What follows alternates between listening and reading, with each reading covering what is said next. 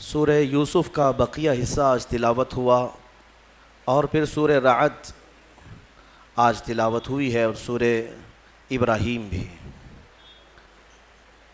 عزیزان گرامی، سورہ رعد جو 13ویں پارے میں موجود ہے، فرمایا بزرگوں نے کہ کسی کے نزع کا وقت سخت ہو گیا ہو، سکرات کی تکلیف بڑھ گئی ہو، تو اس کے سرہانے کے پاس سورہ رعد کی تلاوت کریں۔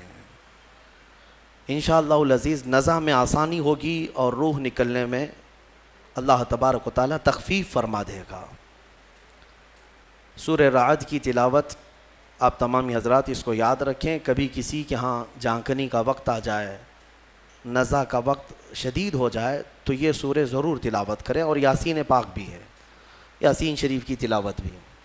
بہرحال سورہ یوسف کا جو بقیہ حصہ تھا، اس میں کچھ آیتیں یہ ہیں کہ رب تبارک و تعالیٰ نے فرمایا، میں یہاں پر ہمارے معمولات کی بھی بات کر دوں کہ بحمدہ تعالیٰ ہم جو بھی عقیدہ رکھتے ہیں یا جن چیزوں پر عمل کرتے ہیں وہ قرآن و حدیث سے ثابت ہوتا ہے۔ آپ نے کل سنا تھا سیدنا یعقوب علیہ السلام اپنے بیٹے یوسف علیہ السلام کی جدائی کے غم میں اتنا روئے کہ ان کی آنکھیں سفید ہو گئیں، یعنی آنکھوں کی بینائی چلی گئی۔ کافی عرصے کے بعد جب یوسف علیہ السلام سے ان کے دو سارے بھائیوں نے مصر میں ملاقات کی غلہ لینے کے لیے، تو یوسف علیہ السلام نے یہ کہا تھا جاؤ اپنے والد کو لکھتے آنا ساتھ میں، لیکن ساتھ میں حضرت یوسف علیہ السلام نے کیا کہا تھا، اذهبوا بقمیصی ھذا فالقوہ علی وجہ ابی، یہ میرا جبہ لیتے جانا اور میرے والد کے چہرے پر ڈال دینا۔ یوسف علیہ السلام نے اپنا جبہ دیا تھا اپنے بھائیوں کے ہاتھ میں کہ اپنے باپ کے چہرے پر اسے ڈال دینا۔ اب یہ جبہ لے کر کے جب چلے اور یعقوب علیہ السلام کے چہرے پر انہوں نے یوسف علیہ السلام کا جبہ ڈالا، تو قرآن کہتا ہے فرتد بصیرا، ان کی کھوئی ہوئی بینائی واپس آ گئی۔ کس کی؟ یعقوب علیہ السلام کی، جو باپ ہیں۔ یوسف علیہ السلام کے جبے کا چہرے پر پڑنا تھا کہ بینائی آ گئی۔ میرے عزیزوں، یہی تو اہل سنت و جماعت کہتے ہیں کہ تبرکات میں تاثیر ہوا کرتی ہے۔ اب یہاں سے اتنی بھی سمجھنے کی بات ہے کہ ایک نبی کا جبہ دوسرے نبی کو فائدہ دے سکتا ہے، تو نبی کی تبرک امتی کو کیوں نہیں فائدہ دے سکتے؟ نبی کا جبہ نبی کو فائدہ دے رہا ہے۔ یوسف علیہ السلام بھی نبی ہیں، یعقوب علیہ السلام بھی نبی ہیں۔ یوسف علیہ السلام کا جبہ اگر یعقوب علیہ السلام کو نفع دیتا ہے، تو ہم گنہگاروں کو حضور پاک کے قدموں سے لگی مٹی کیوں نہیں نفع دے سکتی ہے؟ حضور پاک کے جسم اطہر سے مس کوئی لباس یا پھر آپ کا منہ مبارک ہمیں فائدہ کیوں نہیں دے سکتا؟ یقیناً ان تبرکات میں تاثیر ہے، برکت ہے۔ تو یہاں سے یہ ہمارے معمولات اہل سنت و جماعت سمجھ میں آتے ہیں۔ اچھا، اور دوسری بات، انبیاء کرام علیہ السلام کی اختیارات پر بھی جو ہم عقیدہ رکھتے ہیں وہ بھی سنیے۔ یوسف علیہ السلام کے بھائی ابھی جبہ لے کر کے گھر پہنچے بھی نہیں تھے، راستے میں تھے، تبھی یعقوب علیہ السلام کو اپنے بیٹے کی خوشبو آنے لگی۔ گھر میں کہتے ہیں انی لاجد ریح یوسف، اپنے گھر والیوں سے کہتے ہیں کہ میں یوسف کی خوشبو سونگھ رہا ہوں۔ ابھی وہ بھائی آئے نہیں، راستے میں ہیں، اور جبے کی خوشبو یوسف علیہ السلام کے یعقوب علیہ السلام کو آ رہی ہے۔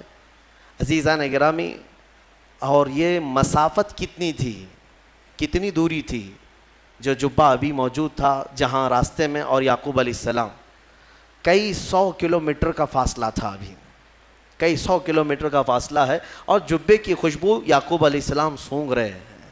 میرے عزیزو، پھر اگر کوئی کہے نبی اپنے جیسے بشر تھے تو یہاں بیٹھ کر دلی کو سونگھ کے دکھاؤ، یہاں بیٹھ کر بنگلور کو سونگھ کے دکھاؤ۔ وہ نبی کے سونگھنے کی طاقت ہے کہ وہ ایک جگہ بیٹھے تو سینکڑوں میل دور تک دیکھ بھی سکتے ہیں، سونگھ بھی سکتے ہیں۔ یعقوب علیہ السلام کی اس اختیار کے بارے میں قرآن بیان کر رہا ہے، اور پھر یہی تو الحمدللہ اہل سنت و جماعت کا موقف ہے کہ جب نبی سونگھ سکتے ہیں تو دیکھ بھی سکتے ہیں اور سن بھی سکتے ہیں، اور یہ بھی قرآن سے ثابت ہے، یہ بھی قرآن سے ثابت ہے۔ 19ویں پارے کی تلاوت ہوگی اس وقت میں آپ کو بتاؤں گا. سلیمان علیہ السلام اپنے لشکر کے ساتھ جا رہے تھے. چونٹیوں کی ایک وادی تھی, چونٹیوں کی وادی سے آپ کا گزر ہونا تھا. تو چونٹیوں کی ایک جو ملکہ ہوتی ہے, ان کی جو بڑی ہوتی رانی, وہ پکار کر کے ساری چونٹیوں سے کہہ رہی ہے کہ سب کے سب اندر چلے جاؤ, سلیمان علیہ السلام اور ان کا لشکر آ رہا ہے, کہیں بے خبری میں تمہیں رون نہ دیں. تو سلیمان علیہ السلام ابھی کئی میل دور تھے. قرآن کہتا ہے فَتَبَسَّمَ ضَاحِكًا مِّن قَوْلِهَا, سلیمان علیہ السلام چونٹی کی بات سن کر کے ہنس پڑے. مجھے بتاؤ میرے عزیزو, تم کان کے پاس لے جا کر کے چونٹی کی بات سن کے بتاؤ کیا کہہ رہی ہے چونٹی. ارے اوروں کے مچھر کی تو آواز آتی ہے, چونٹی کی تو ہم نے آواز بھی نہیں سنی. مکھی کے اڑنے کی, بھن بھنانے کی آواز آتی ہے, چونٹی کی آواز سنی ہے. لیکن وہ نبی کئی میل دور سے چونٹی کی بات کو سن بھی لیے اور مسکرا بھی دیے. قرآن کہتا ہے. اب یہاں سے مجھے بتاؤ, بنی اسرائیل کے نبی چونٹی کی بات سن سکتے ہیں تو سید الانبیاء امتی کی بات کیوں نہیں سن سکتے؟ ہم یہاں سے پکاریں, وہ وہاں سے سنیں. مصطفیٰ کی سماعت پہ لاکھوں سلام. دور و نزدیک کے سننے والے وہ کان, کان لالے کرامت پہ لاکھوں سلام. ہمارا موقف اہل سنت و جماعت کا یہ صرف بریلی سے نکلا نہیں ہے, بلکہ قرآن سے اور حدیث رسول سے نکلا ہوا ہے. اعلیٰ حضرت نے اپنے گھر سے نہیں لائے یہ سارے عقائد اور معمولات. جو کچھ بھی انہوں نے امت کو دیا ہے وہ میرے مصطفیٰ کریم کی سچی شریعت عطا کیا ہے. قرآن پاک کی ان آیات بینات میں بہت ساری چیزیں سیکھنے کے لیے ہیں. بہرحال سورہ رعد کی ایک وہ آیت میں تمہارے سامنے تلاوت کرتا ہوں جس میں رب تبارک و تعالیٰ اپنے بندوں کو تنبیہاً فرماتا ہے. رب تبارک و تعالیٰ فرماتا ہے وَإِذَا أَرَادَ اللَّهُ بِقَوْمٍ سُوءًا فَلَا مَرَدَّ لَهَا, جب اللہ تعالیٰ کسی قوم کے ساتھ عذاب کا ارادہ کر لیتا ہے یا اسے ختم کرنے کا یا تباہ کرنے کا ارادہ فرما لیتا ہے تو پھر اسے کوئی نہیں ٹال سکتا. فَلَا مَرَدَّ لَهَا, کوئی نہیں ٹال سکتا. اور اسی سے پہلے یہ آیت کا ٹکڑا ہے, شاید آپ نے سنا ہوگا. آج ہم سب کو بیدار کرنے کے لیے یہ آیت کا اتنا ٹکڑا کافی ہے. میرا مولا فرماتا ہے ان اللہ لا یغیر ما بقوم حتی یغیروا ما بانفسہم, بے شک اللہ تعالیٰ اس وقت تک کسی قوم کی حالت کو نہیں بدلتا جب تک وہ قوم خود اپنی حالت نہیں بدلتی. تم یہاں بیٹھ کر کے خود سے کچھ نہ بدلو اور یہ کہو اللہ کی رحمت کب آئے گی, اللہ کی مدد کب آئے گی. قرآن پڑھو, اللہ فرما رہا ہے اللہ تمہاری حالت نہیں بدلے گا جب تمہیں خود فکر نہیں ہے اپنی حالت بدلنے کا. تم اپنے آپ کو بدلتے نہیں اور زمانہ بدلنے کا سوچتے ہو. خود کے اندر ایک چہرہ یعنی سنت کے طور پر رکھنے کی توفیق نہیں ہوتی اور پھر اللہ کی مدد کی اور شریعت کی اور پورے امت اسلامیہ کی دعاؤں کی بات کرتے ہیں. اکثر سوشل میڈیا کے بڑے بڑے مناظر جو بیٹھے ہوئے ہیں, ہاں ان کو دیکھو واٹس ایپ پر, فیس بک پر جو بڑے بڑے ان کے کمنٹ ہوتے ہیں, وہ مولانا کہاں ہیں, یہ شیخ صاحب کہاں ہیں, فلاں کہاں ہیں, سب کو جھنجھوڑ رہے ہو تم. امت کے حالات خراب ہیں, دین کے حالات خراب ہیں. سارا ٹھیکہ ان علماء نے لے رکھا ہے, مشائخ نے ٹھیکہ لے رکھا ہے. قرآن تو تمہارے لیے اترا ہے, سب کے لیے اترا ہے. جب قرآن بار بار جھنجھوڑ کر کہہ رہا ہے کہ تم اپنے آپ کو بدل لو, خود کو بدلتے نہیں اور الزام اپنے بڑوں پر رکھتے ہو. یہی مکہ کے جاہل کیا کرتے تھے, یہی پہلی امتوں کے جو جاہل ہوتے تھے وہ یہی کرتے تھے. خود کو بدلنا نہیں ہوتا تو اپنے بڑوں کو کوستے رہتے تھے. ان کی وجہ سے ہم ایسے ہیں. وہ لوگ ہی نہیں کر رہے ہیں, مولانا لوگ کچھ بھی نہیں کر رہے ہیں, مشائخ کچھ بھی نہیں کر رہے ہیں. میرے عزیزو یہ بولنا اب ختم کر دیا جائے. کیا تمہارے لیے شریعت واضح موجود نہیں ہے؟ رسول پاک صلی اللہ تعالیٰ علیہ وسلم کی سیرت آج تک تم نے کبھی سنا نہیں ہے؟ سنے ہو, لیکن اپنے اندر جھانک کر کے دیکھو اب تک عمل کتنا کیا, حضور کے راستے پر اب تک کتنا آئے, پھر بعد میں دوسروں تک انگلی اٹھانا. قرآن یہ کہتا ہے کہ اللہ تعالیٰ اس وقت تک تمہاری حالت نہیں بدلے گا جب تک تم خود اپنی حالت نہیں بدلتے. اس پر میں ایک واقعہ عرض کرتا ہوں. بغداد مقدس میں ایک بڑے بزرگ تھے, محمد جام رضی اللہ تعالیٰ, بڑے پائے کے بزرگ ہیں, صاحب کرامت بزرگ گزرے ہیں. یہ وہ دور تھا جب ہلاکو بادشاہ پوری دنیا میں اپنی درندگی پھیلا چکا تھا, جہاں جاتا تھا قتل عام کرتا تھا, یکے بعد دیگرے وہ ملک فتح کر رہا تھا, لاشوں کے انبار لگا رہا تھا. اس کی کرسی تو لوگوں کی لاشوں پر ہی لگتی تھی. ہلاکو نام سنا ہوگا آپ نے, بڑا ظالم بادشاہ. اور یہ جنگ کرتے کرتے جب اس کا ٹارگٹ بغداد ہو گیا, بغداد اس وقت مرکز اسلام کہلاتا تھا, علماء دین وہاں پر کثرت سے ہوا کرتے تھے، علم کی بڑی بڑی درسگاہیں وہاں پر موجود تھی، دانشور وہاں موجود تھے، صوفیہ موجود تھے. تو بغداد میں بڑی بڑی پرانی تاریخی کتابیں موجود تھیں. بغداد کو اس نے ٹارگٹ بنایا. سنیے، بغداد کو جب ٹارگٹ بنا کر اپنی فوج لے کر وہ بغداد پر چڑھائی کرنے کے لیے نکلا تو بغداد سے کافی فاصلے پر پڑاؤ کیا، ابھی کافی دور تھا، اور اس نے اپنے 2 سپاہیوں کو بھیجا کہ بغداد کا معائنہ کر کے آؤ، دیکھ آؤ لوکیشن کیا کیسا ہے. تو اس کے سپاہی جب بغداد کے لیے نکلے تو لوگوں میں ہلچل مچ گئی، بہت سنسنی پھیل گئی کہ ہلاکو قریب آ چکا ہے اور بغداد کو تباہ کرنے والا ہے، کیونکہ سب تباہیاں انہوں نے دیکھ لی تھی.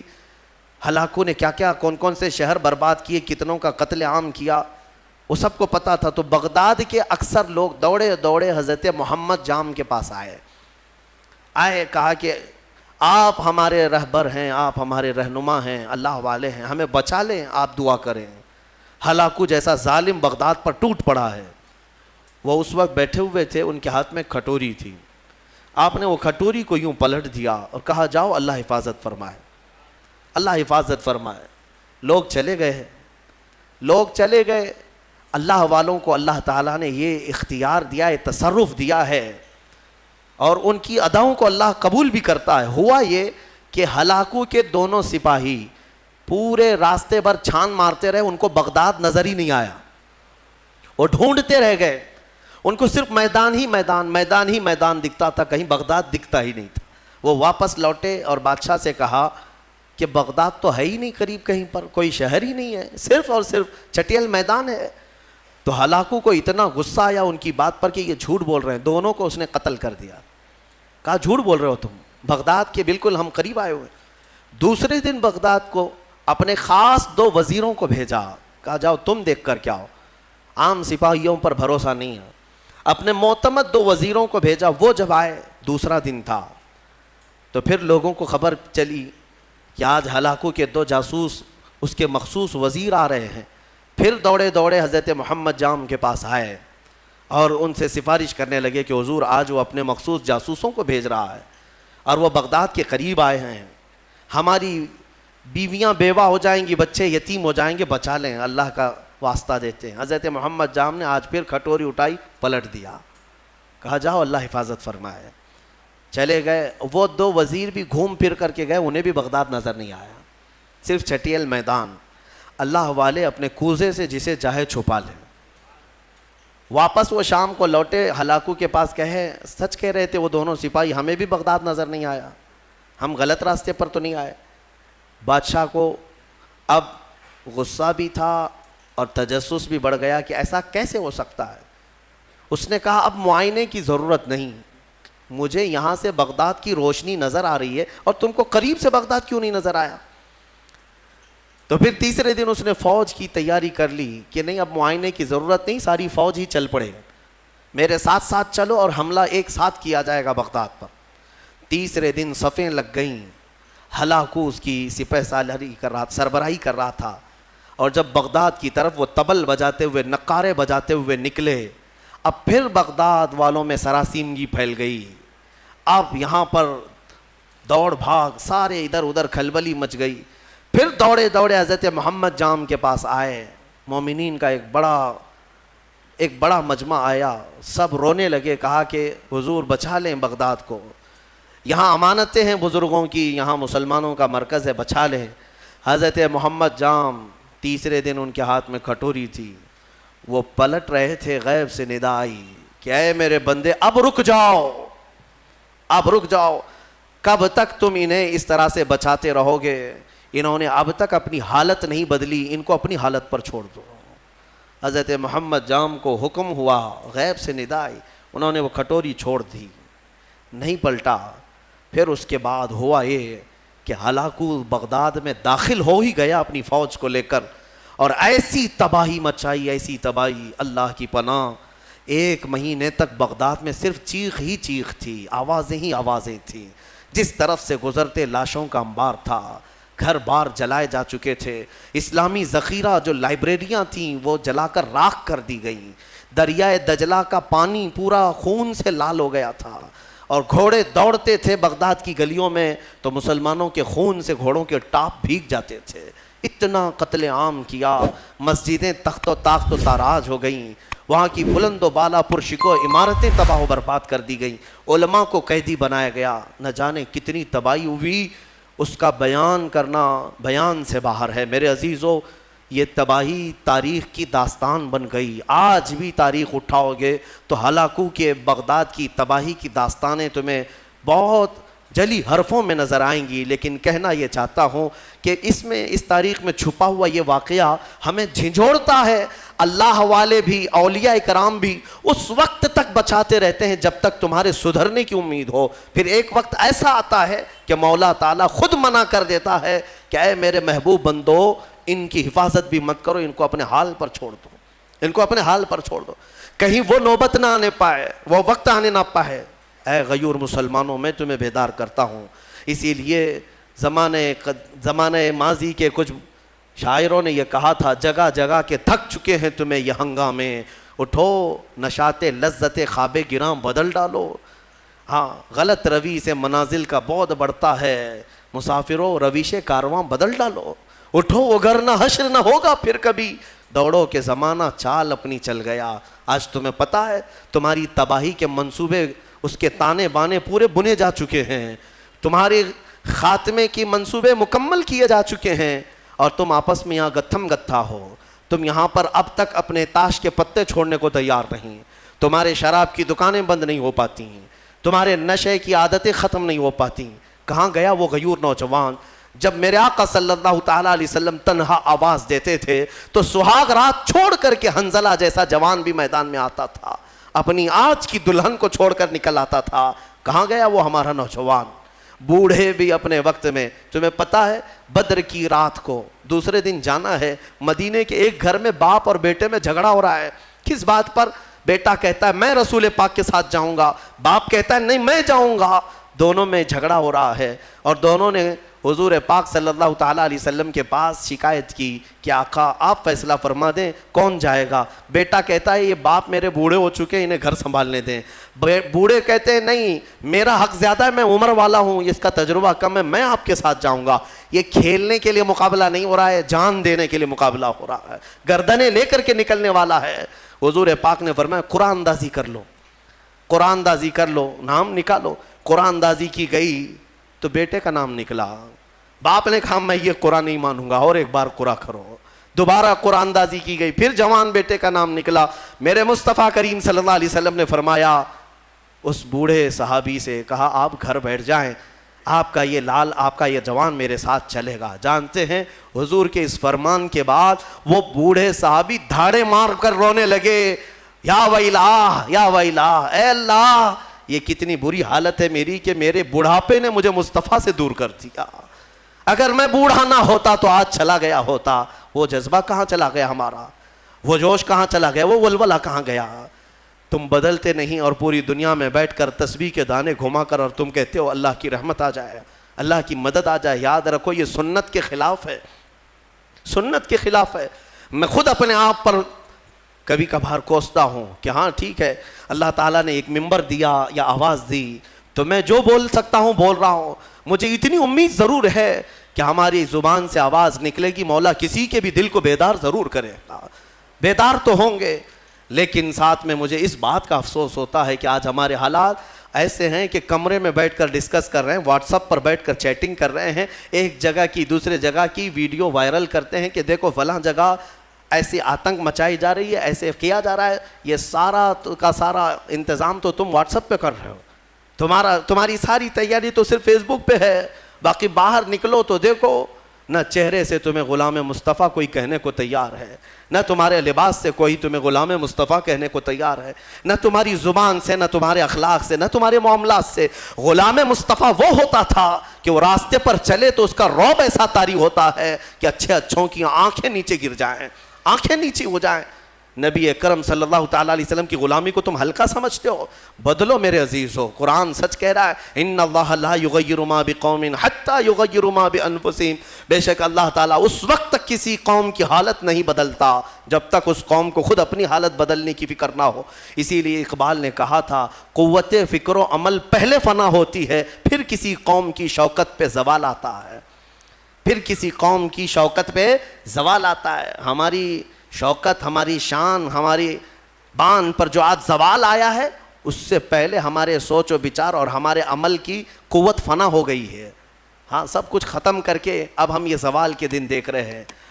بہت تیزی سے دن بدلے ہیں میرے عزیز ہو، ہماری آنکھوں کے سامنے بدلے ہیں۔ میں یہ نہیں کہہ رہا بدل رہے ہیں، بدل چکے ہیں۔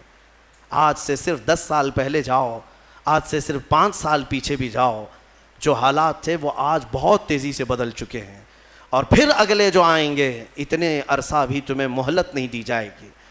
دشمن گھات لگا کر اپنی کمین گاہوں سے تمہاری طاق میں ہے۔ اسی لیے میں نے کل بھی ایک جملہ کہا تھا کہ نشیمن سے دھواں اٹھتا ہے اور تم کہتے ہو ساون ہے، گھر میں آگ لگی ہے اور دھواں نکل رہا ہے اور تم کہہ رہے ہو ساون کا موسم چل رہا ہے۔ میرے عزیز بچوں، آج یہ گلی ڈنڈے کا وقت بھی نہیں، کرکٹ اور ہاکی اور فٹ بال کا وقت بھی نہیں ہے تمہارے پاس۔ تمہارے ہاتھوں میں قرآن عظیم آ جانا چاہیے، تمہاری زبانوں پر اب منغمات مصطفیٰ آ جانا چاہیے۔ تم پوچھو گے اس سے ہوگا کیا؟ تمہیں پتہ نہیں کیا ہوگا، تمہیں اندازہ بھی نہیں ہے۔ قرآن کی ایک آیت اگر مولا پہاڑوں پر نازل کرے تو وہ ریزہ ریزہ ہو جائیں گے، وہ ریزہ ریزہ ہو جائیں گے۔ کیا قرآن پر یقین نہیں ہے تمہیں؟ اللہ نے فرمایا لو انزلنا هذا القرآن على جبل لرأيته خاشعا متصدعا من خشیۃ اللہ، اگر ہم یہ پہاڑوں پر نازل کرتے تو تم دیکھتے کہ اللہ کی خشیت سے یہ ریزہ ریزہ ہو جاتے۔ آج تمہارے ہاتھوں میں اگر قرآن آ جائے اور تمہارے سینے میں بس جائے، پھر دیکھنا قرآن کی اس طاقت کو لے کر جس راہ سے گزرو گے دشمن ریزہ ریزہ ضرور ہوں گے، ضرور ہوں گے۔ آج تمہارے پاس جو طاقت ہے، قوت ہے، وہ قرآن ہے اور عشق مصطفیٰ ہے، اور عشق مصطفیٰ نعروں سے نہیں۔ ہاں، آپ یہی کہیں گے کہ ہم تو عاشقان مصطفیٰ ہیں، ہم میلاد بھی مناتے ہیں، نعتیں بھی پڑھتے ہیں، نعرے بھی لگاتے ہیں سب۔ اگر نعرے لگانا اور نعت مصطفیٰ پڑھنا ہی عشق مصطفیٰ کی علامت ہوتی تو نہ بدر ہوتی، نہ احد ہوتا، نہ خندق ہوتی، نہ حنین، کچھ نہیں ہوتا۔ سب صحابہ بیٹھ کر مسجد نبوی میں ہی نعرے لگاتے، سب دشمن فنا ہو جاتے۔ ایسا نہیں ہے۔ پہلے میدان میں اپنے عمل کے ساتھ اترو، اپنے عمل کے ساتھ اترو۔ ہاں، تم حضور پاک صلی اللہ تعالیٰ علیہ وسلم کے عاشق ہو تو عمل کے ساتھ آؤ، تم اپنے آپ کو بدلو۔ قرآن کی اس محکم آیت کے بارے میں آپ سے کہہ رہا ہوں، اللہ نے سچ فرمایا اس وقت تک وہ حالت نہیں بدلے گا جب تک تم اپنی حالت نہیں بدلتے۔ اب حدیث سنو، میرے آقا صلی اللہ علیہ وسلم فرماتے ایک بندہ اگر اپنے آپ کو بدلنا چاہے کتنا ٹائم لگنا چاہیے بدلنے میں آپ کو؟ کب تک؟ کچھ تو لمٹ ہوگی۔ آپ بدلنا چاہیں، حضور فرماتے ہیں اگر کوئی بدلنا چاہے اور نکل پڑے مولا کے راستے پر، حضور فرماتے ہیں کہ اگر وہ ایک بالشت آگے بڑھے گا تو رب تبارک و تعالیٰ کی رحمت ایک ہاتھ آگے بڑھ جائے گی۔ اگر وہ چل کر کے آئے گا تو مولا کی رحمت دوڑ کر اسے لے گی۔ تمہارے صرف اٹھنے کی دیر ہے۔ تم نے بنی اسرائیل کے اس شخص کے بارے میں سنا نہیں؟ حدیث پاک میں، صحیح حدیث پاک، جس نے 100 لوگوں کا قتل کیا تھا، 100 لوگوں کا قتل کیا اور توبہ کے ارادے سے وہ نکلا۔ اسے ایک عالم دین نے بتایا کہ جاؤ بیت المقدس کی طرف، اللہ کے گھر کی طرف، تم جاؤ وہاں توبہ کرو، اللہ تعالیٰ تمہاری توبہ قبول کرے گا۔ وہ اپنے گھر سے نکلا، بیچ راستے میں اس کا انتقال ہو گیا، توبہ کرنے کی مہلت بھی نہیں آئی، ابھی اس جگہ پہنچا بھی نہیں تھا۔ یہ صرف اور صرف نکلا ہے اپنے آپ کو بدلنے کے لیے، اور بیچ میں موت بھی آ گئی۔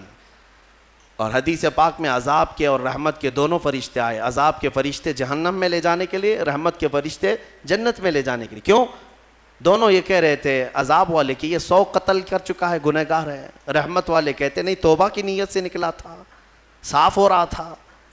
جبرائیل امین کو حکم بنا کر اللہ نے اتارا کہ دیکھو ان دونوں کے درمیان فیصلہ کرو۔ کیسے فیصلہ؟ اس کے گھر سے بیت المقدس تک کی زمین ناپو، یہ جہاں گرا ہے دیکھو، اگر بیت المقدس سے قریب ہے تو جنت والے لے جائیں، اگر دور گرا ہے تو دوزخ والے لے جائیں۔ ناپا گیا تو برابر بیچوں بیچ وہ انتقال کر کے گرا ہے، بیچوں بیچ، ادھر بھی برابر ہے ادھر بھی برابر ہے۔ اب کیا فیصلہ کیا جائے؟ دونوں جگہ کی مسافت سیم ہے، تو رب تبارک و تعالیٰ نے فرمایا جبرائیل امین سے، جبرائیل دیکھو منہ کس طرف کیا ہوا ہے۔ دیکھا گیا کہ وہ بیت المقدس کی طرف، اور ایک حدیث میں اللہ والوں کی بستی کی طرف منہ کیا ہوا تھا جب مرا ہوا تھا۔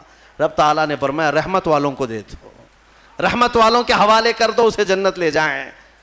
بدلنا چاہو تو مولا تعالیٰ اتنا تیز تمہیں بدل دیتا ہے، اور نہیں بدلنا چاہو تو تمہیں اسی طرح چھوڑ دیتا ہے۔ تو کچھ تو ہونی چاہیے ہمارے اندر احساس بدلنے کا۔ صرف اور صرف اگر کسی کو ایسا لگتا ہے کہ تقریریں سننا یہ ایک انٹرٹینمنٹ ہے، تو میں کہتا ہوں یہ سننا بھی چھوڑ دو۔ اگر علماء کی تقریریں یا ہمارے بیانات سنتے ہو تو تمہاری زندگی میں انقلاب آنا چاہیے، تبدیلی کا مزاج پیدا ہونا چاہیے، کہ کل تک میری نمازیں قضا ہوتی تھی، آج میں نماز کی پابندی کر لوں، اسی لیے کہ مجھے کل قیامت کے دن حساب دینا ہے۔ اور اس کے علاوہ آج کے حالات کیا جھنجھوڑتے نہیں ہیں تمہیں؟ آج کے حالات نہیں جھنجھوڑ رہے تمہیں؟ ظالم سر پر اب ننگا ناچنے کے لیے تیار کھڑے ہیں۔ وہ دن تمہارے سامنے آئیں گے، تم دیکھو گے کہ بچوں کے خون سے یہ ہولی کھیلیں گے۔ ہاں یہ دن آئیں گے، قریب ہے۔ ہر جگہ پر فتنہ و فساد، ہر جگہ پر خون ریزی، ہر جگہ پر قتل و غارت۔ حضرت نعمت اللہ شاہ کرمانی 800 سال پہلے کے ایک بزرگ ہیں، ان کی پریڈیکیشن بہت مشہور ہے۔ انہوں نے جو پیشن گوئیاں 800 سال پہلے کی تھیں وہ سب کی سب آج ثابت ہوتی نظر آ رہی ہیں۔ انہوں نے ہندوستان کے پورے حالات کے بارے میں پیشن گوئیاں کی ہیں، ان کی پوری کتاب موجود ہے فارسی میں۔ انہوں نے اپنے زمانے کے بعد ہونے والے حالات میں سب بتایا، کون سا بادشاہ آئے گا، کتنے سال حکومت کرے گا، کیا کیا ہوگا، اور آج کے حالات تک انہوں نے بیان کیے۔ اس میں انہوں نے ایک بات یہ بھی بیان کی ہے، میں یہ نہیں کہتا کہ ہم جو ہے آنکھ بند کر کے ہر چیز پر یقین کریں گے، مستقبل جو بھی ہے وہ اللہ کے دست قدرت میں ہے، اللہ ہی بہتر جانتا ہے، لیکن بزرگوں نے علم لدنی سے، اللہ تعالیٰ کا جو خاص علم انہیں ملا ہو، اس سے کبھی کبھار کچھ باتیں بیان کرتے ہیں۔ انہوں نے یہ بیان کیا کہ ایک وقت آئے گا ہند پر، جب دریائے اٹک کا ایک نام لیا انہوں نے، یا پھر تبت کے پاس کہ ایک دریا ہے یا ایک میدان ہے، وہ 3 بار پورے خون سے بھر جائے گا، اتنا قتل عام کر دیا جائے گا۔ سوچ کر کے کبھی ہمارے رونگٹے کھڑے ہو جاتے ہیں۔ عزیزان گرامی وقار، جب بارش بہت تیز آتی ہے تو پھر لوگ چھت کے نیچے چلے آتے ہیں یا چھاتا نکال لیتے ہیں، اور تم کون سی زندگی گزار رہے ہو؟ فتنوں کی بارش اور ظلم کی بارش اتنی تیز ہو چکی کہ تم مصطفیٰ کریم کی چھت کے نیچے بھی آنا نہیں چاہتے، اور نہ ہی اخلاق مصطفیٰ کی چھتری لینا چاہتے ہو۔ کون سی زندگی میں ہو؟ بدلو اپنے آپ کو، میرے رب تبارک و تعالیٰ کا فرمان حق ہے، ورنہ حالات ہم نے یہ بھی دیکھے ہیں۔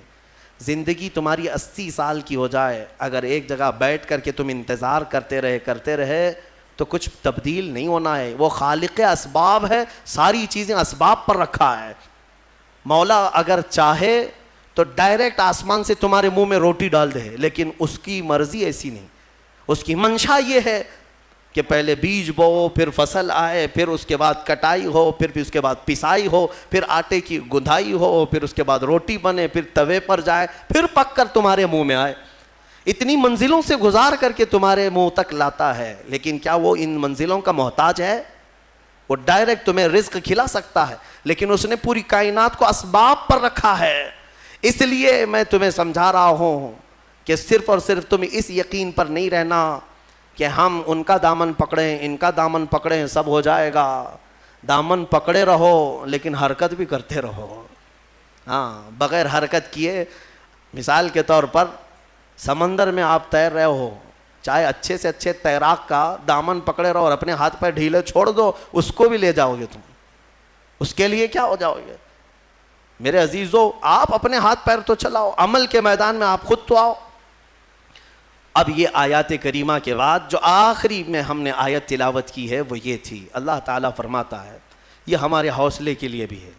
اللہ تعالیٰ فرماتا ہے وَلَا تَحْسَبَنَّ اللَّهَ غَافِلًا عَمَّا يَعْمَلُ الظَّالِمُونَ، لوگوں ہرگز یہ گمان مت کرنا کہ اللہ ظالموں کے کاموں سے بے خبر ہے۔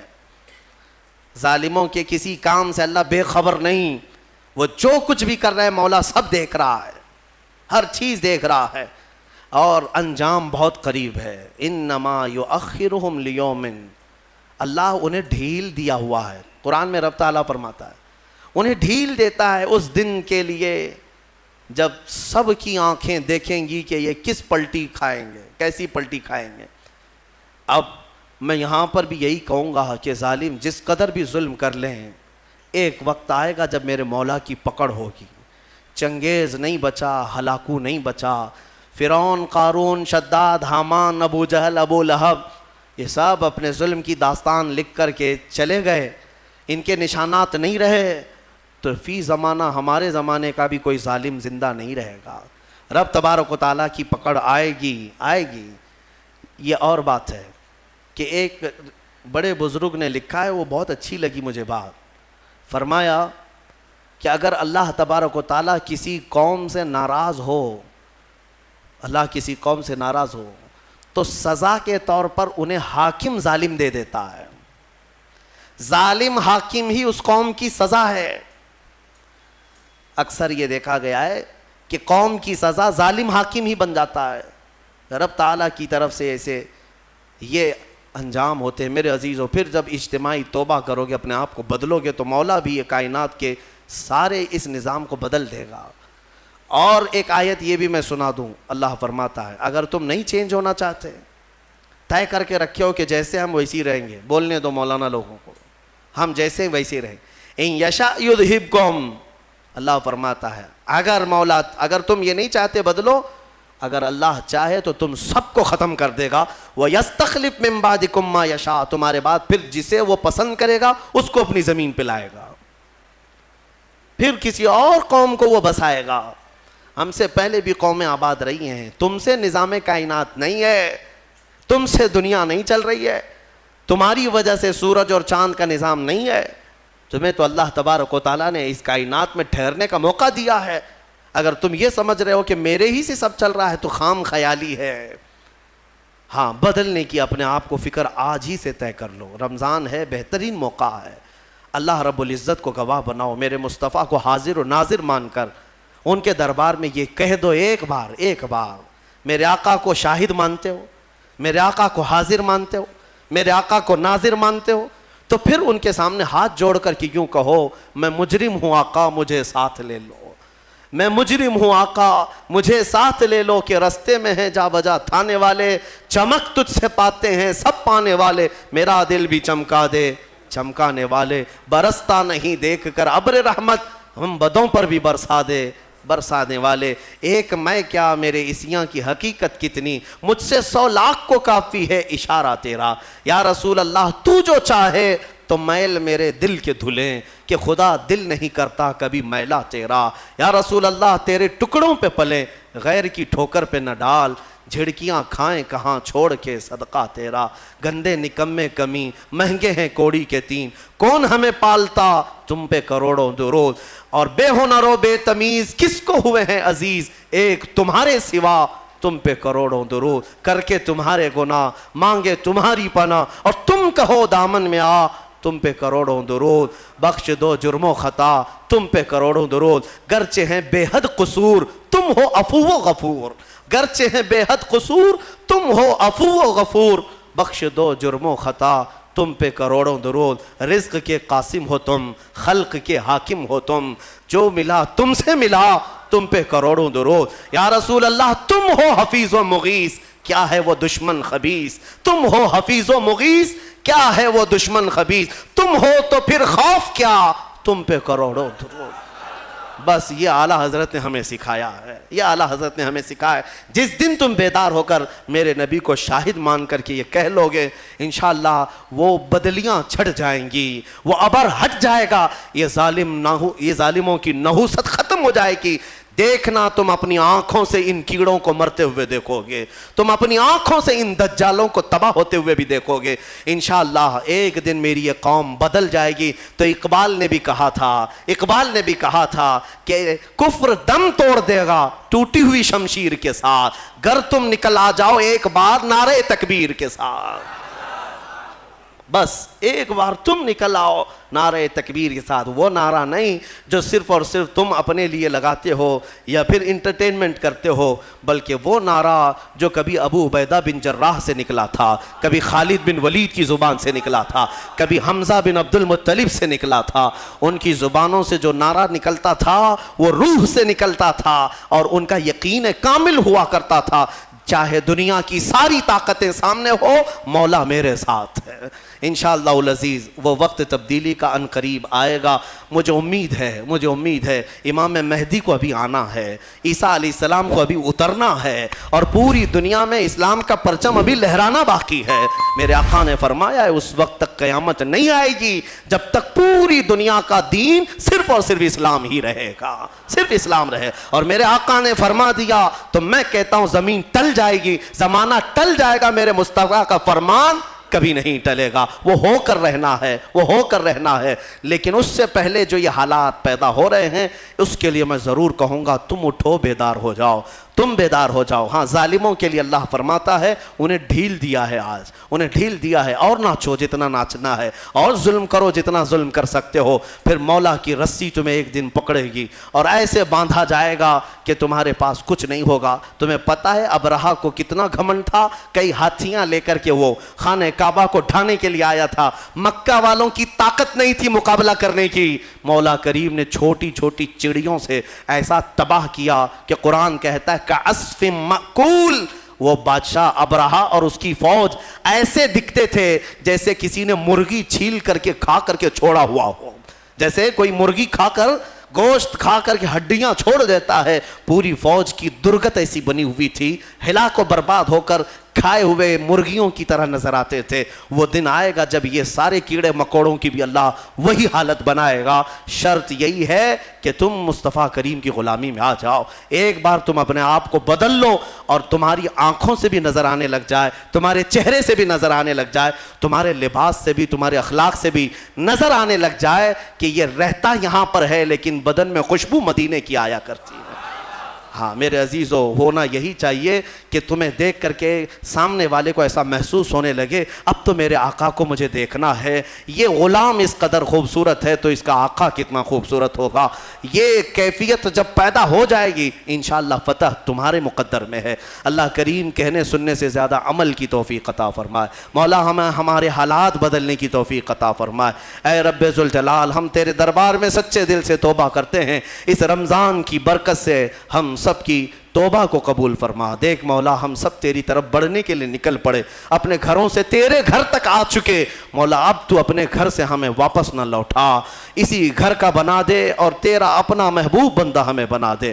اے مولا ہمیں قوت حیدری عطا فرما، بازوئے خالد عطا فرما، اے رب ذوالجلال شجاعت صلاح الدین عطا فرما، تاکہ تیرے حبیب پاک کی امت پر آئے ہوئے ان مصائب کا ہم ڈٹ کر کے مقابلہ کر سکیں۔ اے کریم خدا ہماری ایمان میں قوت اور شجاعت عطا فرما، ہم سب کو ثابت قدمی عطا فرما۔ مولا ہماری قوم کے بچوں کو، جوانوں کو، بوڑھوں کو، ہمارے علماء کو، مشائخ کو بزدلی سے نجات عطا فرما دے، بزدلی سے آزاد فرما دے۔ مولا جب تک جئیں سر اٹھا کر تیرے حبیب کی غلامی میں جئیں، اور جب موت کا وقت آئے تو مولا تیرے نعروں کے ساتھ ہمارا لاشا اٹھایا جائے۔ وآخر دعوانا الحمدللہ رب العالمین۔